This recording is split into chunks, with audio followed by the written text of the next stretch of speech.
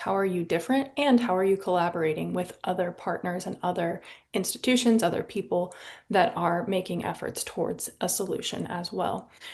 Ultimately, what you're trying to do is connect the dots for all of your stakeholders, employees, volunteers, donors, grants and foundations, making it very clear, very easy to understand. A, why does your mission, why do your programs matter?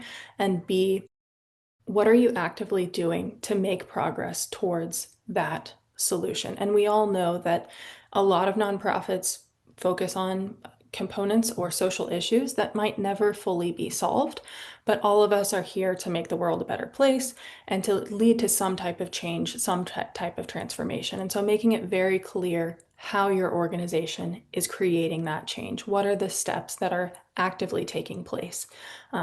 To make change and to affect the people that you serve.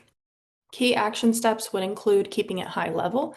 Again, when you're close and so passionate about your mission, it can be easy to, be too long-winded, to, write too much about each program. Really try and keep that high level. For this example here, literacy and education, they might have 3 core programs.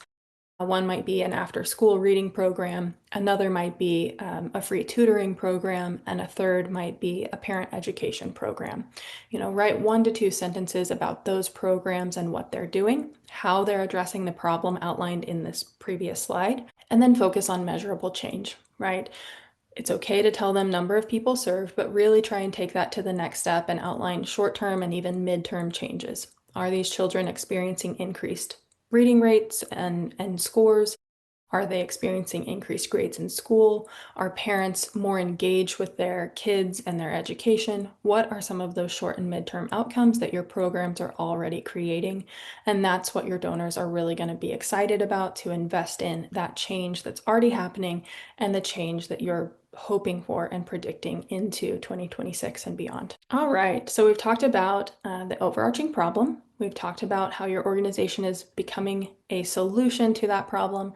And next, let's talk about defining the funding need. So not just letting people know that, you're trying to hit a $100,000 fundraising goal this quarter. Some of you are probably fundraising less than that for Q4. Others probably fundraising a lot more. But it's not just about the dollar amount, though it's great to make that clear. You're really wanting to help donors see that in this example, we're trying to make sure every child in our community has access to mental health support in 2026.